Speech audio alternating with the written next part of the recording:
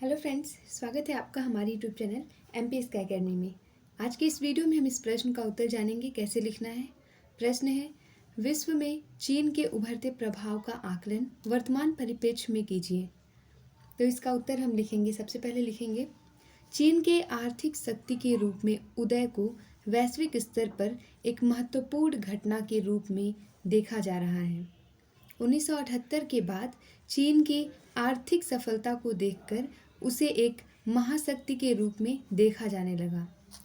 चीन के संबंध में नेपोलियन ने कहा था कि यह सोता हुआ राक्षस है, इसे सोते रहने दो, क्योंकि यह जागता है तो यह विश्व को हिला देगा।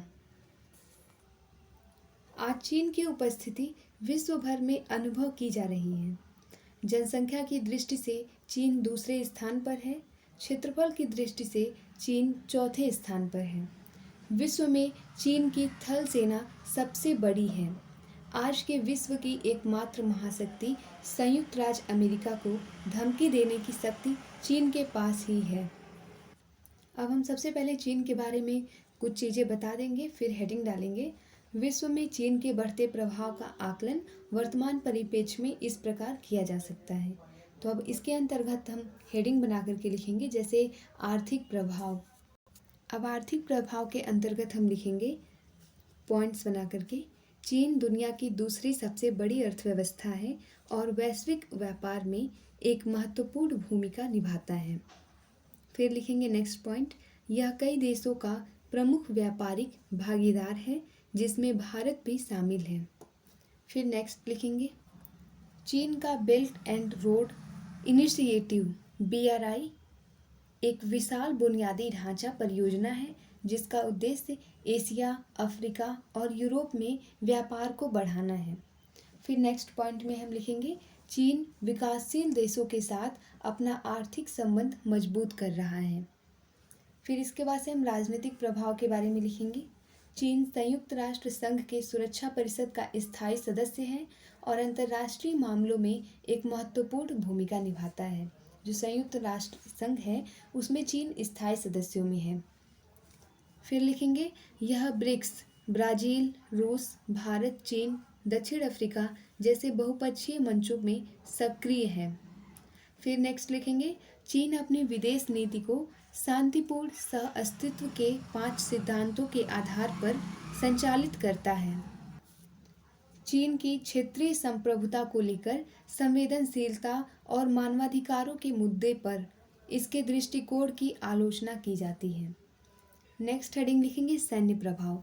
सैन्य प्रभाव के बारे में लिखेंगे, यह दुनिया की सबसे बड़ी सेनाओं में से एक है और अपनी सैन्य क्षमताओं का तेजी से आधुनिकीकरण कर रहा है।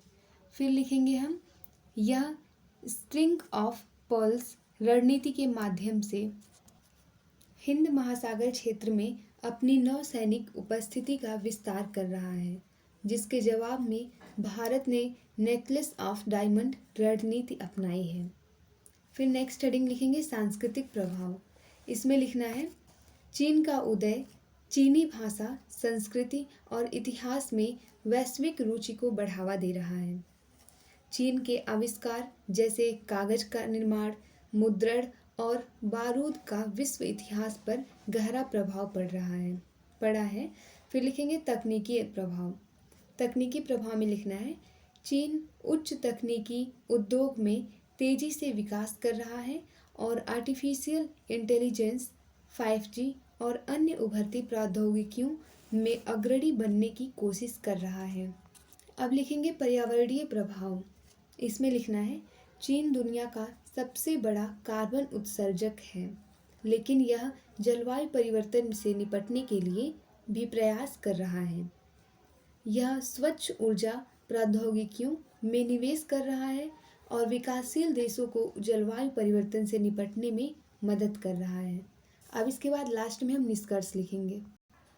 निष्कर्ष में लिखना है, वर्तमान परिप्रेक्ष्य में चीन एक शक्तिशाली और प्रभावशाली राष्ट्र के रूप में उभर रहा है, जिसका वैश्विक अर्थव्यवस्था, राजनीति, सैन्य, संस्कृति, प्रौद्योगिकी और पर्यावरण पर महत्वपूर्ण प्रभाव है।